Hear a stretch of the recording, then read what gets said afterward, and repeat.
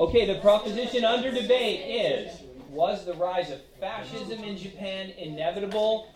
The pro side is up first. Shreyas, you may begin. Right. The rise of fascism was indeed inevitable because of the country's economic problems and its discriminative relationship with the West. Fascism is a form of government which is totally against the ideologies of a democracy and is a one-party dictatorship. Fascism began in Japan in 1930s, and the originator was Benito Mussolini, who started fascism in Italy in 1910. The main reasons why fascism began in Japan was due to the people in the democratic government were corrupt, the government didn't do anything to solve the people's problems, and the government didn't support farmers and workers, who were the backbone of every civilization. All of these reasons are internal causes, and it started due to Japan's economic problems. Japan had two financial crises/outbreaks, the Showa financial depression during 1927 and the Showa depression during 1930 to 1931. The Showa financial depression is vital to understand and acknowledge because this event happened before the Japanese converted to a fascist nation, and therefore supporting our claim that fascism was inevitable.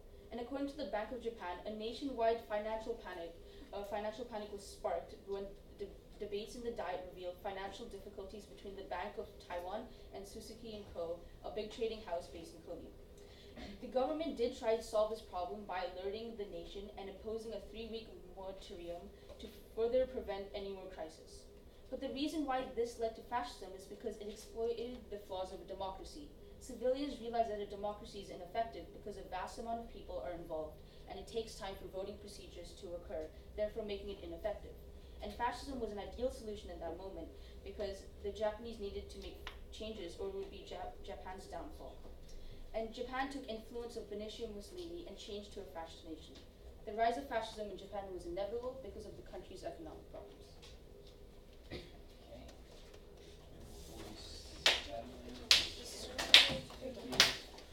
Second speaker, Ian, you may begin. Right now? Alright. Throughout the years, there's always been tensions between the West and Japan, and many other countries in Asia. Japan doesn't really like Westernized thinking because of the specific image that America can give off. Most countries, such as North Korea, think of the American citizens as unhealthy and extremely entitled. Therefore, this influenced Japan and triggered Japan to rise up above America so they could have pride of their own country. Japan marketed this idea of rising up above other countries through propaganda such as this poster here. This depicts Japan being held down by chains, which include alphabets from Latin alphabet used in Western culture. And if the government could have a fascist country, they need support from their people. And having support from the people would also mean that more people would feel influenced to join the military.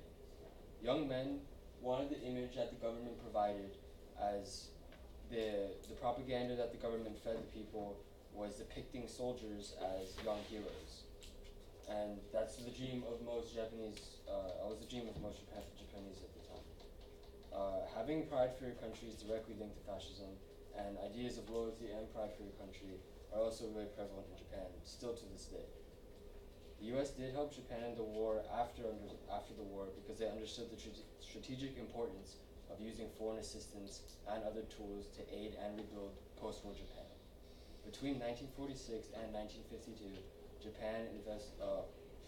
Washington invested $2.2 billion to $18 billion in reparations. Even though this was a positive turn, there is still tensions between Japan and the West, even in today's world. Therefore, the discriminative relationship between the West and Japan was one of the leading and contributing factors for making Japan a fascist country.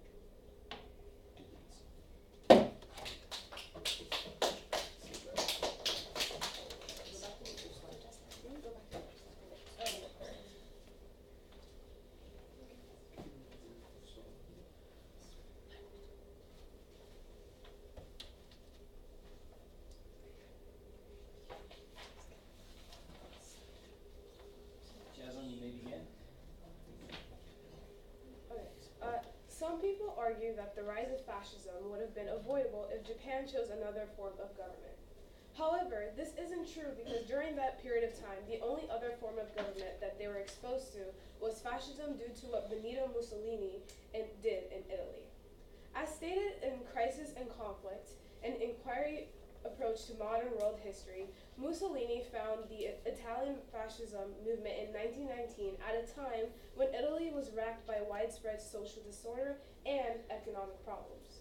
Like Shreyash mentioned, there were economic problems in Japan too, and they looked up to Italians, specifically Mussolini, because they liked that fascism would glamorize violence and action. Many Japanese people, especially the army, argued that democracy was inefficient since it placed power in other people's hands through elections, which led to limited power of the nation. They also believed that Japanese leaders were weak, inefficient, and corrupt. In addition, because of the limited power and economic issues, farmers joined patriotic societies, armies, and especially after their earnings dropped by over 50%. This proves that other forms of government wouldn't have helped the Japanese because they were already really exposed to fascism and they were desperate for equal rights and a good economy since the leaders failed to help the nation. Because they were so desperate and the idea of fascism contributes to the limitation of power, they were willing to take the chance. Japanese leaders were used to a certain way of ruling, which doesn't give power to farmers, who need it most to survive, and made leaders blind to other options and ways to improve their own country. As I said before, patriotic groups were forming and protesting, so fascism seemed like the best option since there would be less conflict and fascism could bring the nation together and help the nation economically. Great.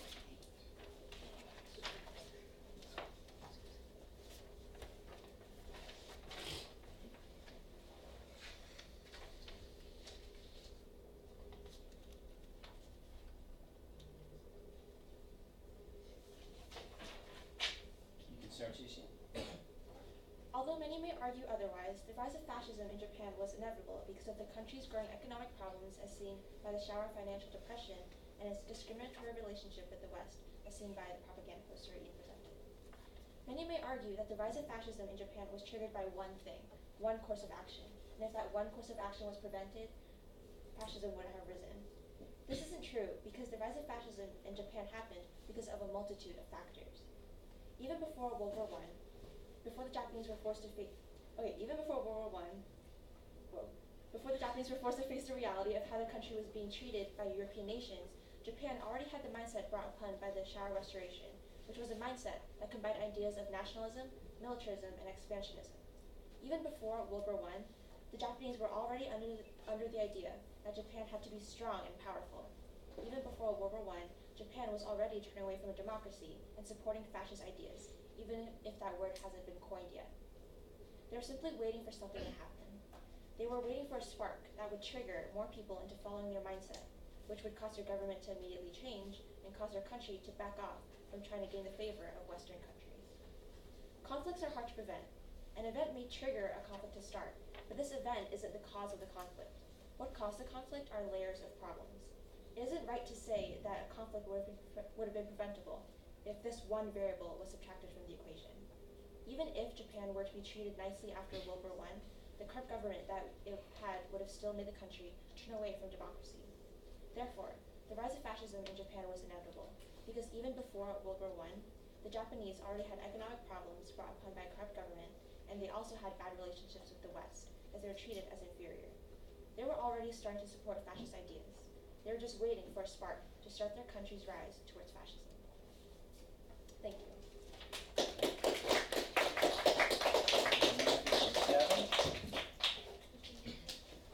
Okay, now, the opposition group.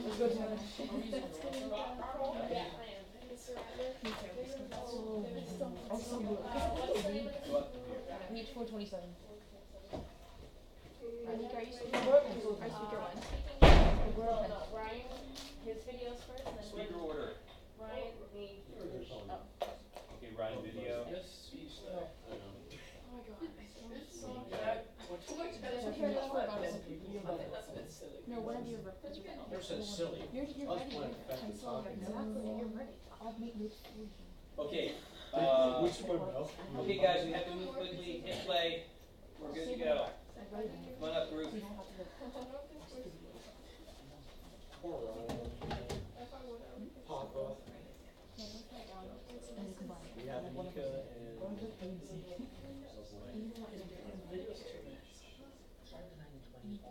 Just the volume? Yep, just Should we start? Can't hear his beautiful voice. Starting the 1920s all the way through the 1930s, Japan was flooded with fascist ideas. Yet the confusion seemed to lay in the question, why was fascism so popular, even though the country was running on a functioning democracy? Well, while functioning, by no means was this democracy fair in any way. The democratic system in Japan was structured as such that the people of Japan could send in representatives, known as the Diet, to advise senior officers and the emperor on what to do in order to better the living condition of the people of Japan. However, rarely did the parliament take these suggestions into consideration. Forget about implementing these suggestions into normal life. Because of this, Japan saw a lot of decay in its community, and after the government failed to protect the well-being of its citizens, Japanese people found themselves adopting fascism into their community as it allowed more freedom and equality for them and promoted their well-being through a driving trade economy. However, while the rise of fascism took place in Japan due to Japan's lack of concern and respect towards the people and its diet, as well as the lack of concern for its overall impact in the nation and towards the international community, it was very much avoidable and by no means inevitable. A clear example of this is that the Japanese changed their constitution, Meiji Constitution, the current constitution adopted at the time, which in terms of the power provided to the representative members of the Diet, it could have allocated more power to the people, which would have resulted in better outcomes for the people of Japan, and would have ensured that the trust in the democratic government would have been restored. Because of this, the Japanese would never have had an incentive to revert to fascism, and they would have maintained a democratic government pre-World War II, post-World War II, and even during World War II. Because they did not act in such a way, however, they found themselves turning into a fascist regime, a regime that left its mark on the world through the brutal acts of World War II, a regime that felt the consequences of their actions. Wow. Timing was good, Ryan. I only got one. Just real fast, just her. Yeah.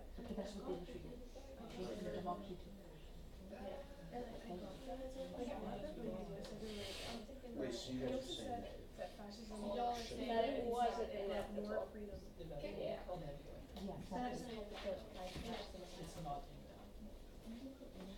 Okay, Anika, you may begin. Alright. One could look at the state of Japan back in the day and believe that the rise of fascism was inevitable due to its failing economy during the Depression. However, if you look closer, you'll see that the lack of direct solutions given by the Japanese government because of their obsession with fascism is what caused the failing economy in the first place.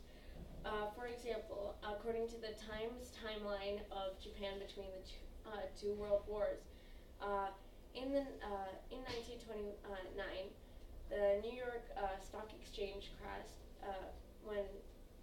in 1929, when the New York Stock Exchange crash happened, billions of dollars were lost, and Japan was hit very hard because they had no natural resources, and they had to import oil, iron, and steel to keep their industries and military alive. And a very important thing to remember is fascism relies on acts of violence to gain power, so their military was incredibly important to them. Another example is in 1931, when the Japanese army invaded Manchuria without the government's permission, which is another way to see how important the military was to Japan.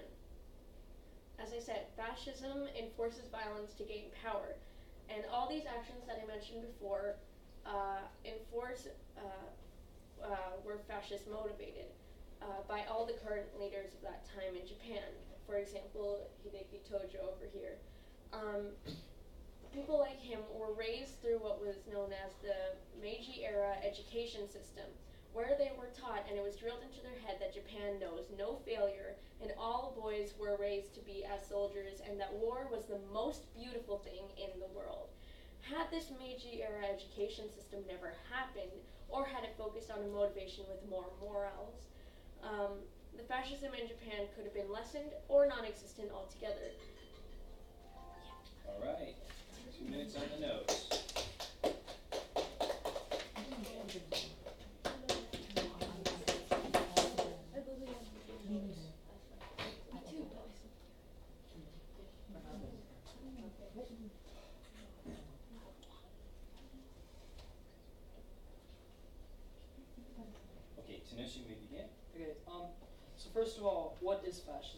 Fascism is the mindset in which leaders believe that power is achieved through violence, and where the leaders put the needs of the country ahead of their people and their well-being. Those who believe in fascism feel that war is beautiful and necessary. They glamorize the idea of war to their people.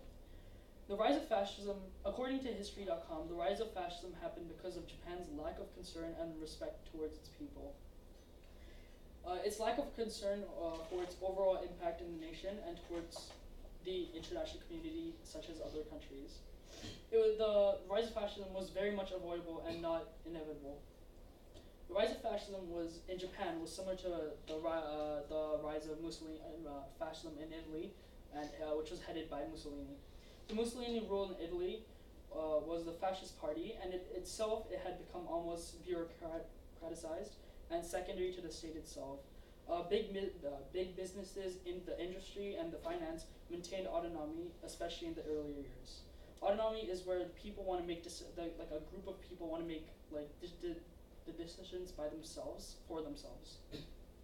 The fascists did not have control over the Italian parliament, and later on in the war, the Japan, Italy, and Germany formed the Axis powers alliance, and these were because they were feeling threatened by the other countries. And in conclusion, fascism was not the rise of fascism in Japan was not inevitable. Because if Japan had put more attention to helping the people and fixing their economy, it wouldn't have caused the rise of fascism in the first place. Thank you.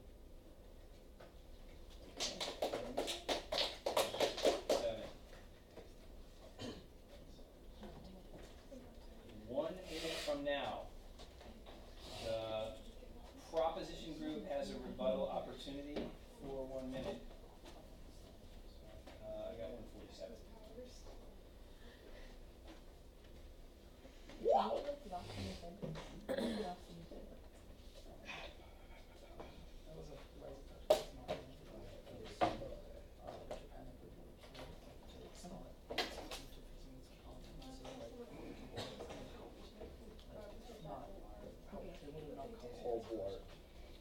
Yes, yes.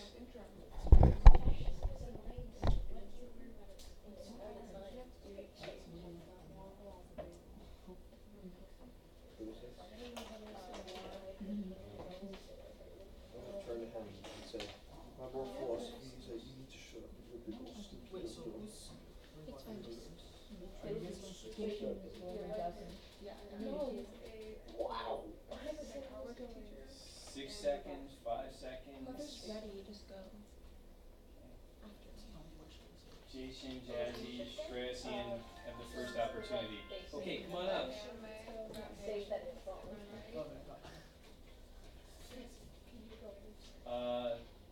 Jason, you're on the clock. You may begin. Okay, so basically the main idea of the past group was that they said that if Japan changed their government, fascism wouldn't have risen. However, as I said before in my speech, even if Japan changed that one factor, if they changed the government and made it better, they would still have to face the problem of the fact that the West was basically being really racist to them. Even if they solved one problem, there would be multiple problems coming back after that. As evident by an outline plan for the reorganization of Japan by Kida Iki, who was one of the main supporters of fascism. In his pamphlet, he states, "The nation has the right to initiate a war if we are being racially suppressed." He also states, "There is no doubt that in extraordinary times, votes should be ignored and that a coup d'etat should be seen as the direct exercise of national will," with a coup d'etat referring to an illegal seize of power by a dictator or military. This shows how even if a problem is solved, there would be multiple problems going behind that. Even if the nation wasn't racially oppressed by the West, they would still have to face the problem of the fact that the government was corrupt. And even if that problem was solved, they would still have to face the fact that there were multiple problems leading up to fascism. Okay, great. Opposition, you get a chance to rebut for 1 minute. Guardian. It's just one. Anika, you can start. Audience, please. Okay, so you said that Japan has always had a wonderful sense of self. They always saw themselves as strong and that they'll always be able to come through what they can. This does not mean they were incredibly nationalistic right away. So they didn't to revert to fascism. And the whole East versus West thing, if the leaders were taught better and were given a more open way of thinking besides, oh, we have to win every single time, then they would have been able to maintain their feeling of Japan is good where it is right now, by not interacting and not provoking other bigger powers. They can keep their pride for their country, but it doesn't need to always turn into fascism, and it really could have easily been avoided. All right, right on the number there. Okay, Shreyas, are you gonna go? Yes. Okay. Okay.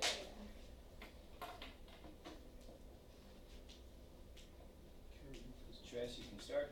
Alright, so the whole idea of the group's motto was like fascism it's avoidable and it wasn't inevitable.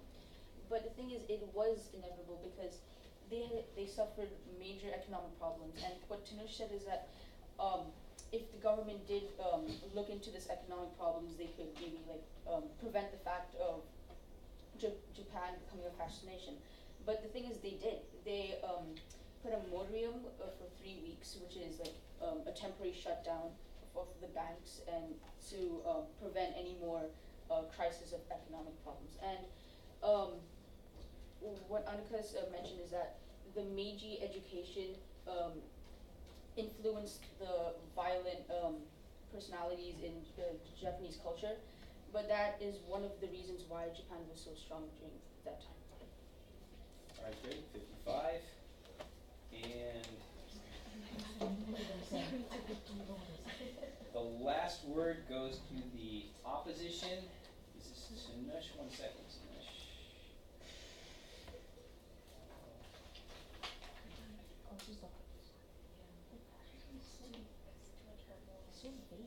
Okay, and audience, let's be attentive. You may begin.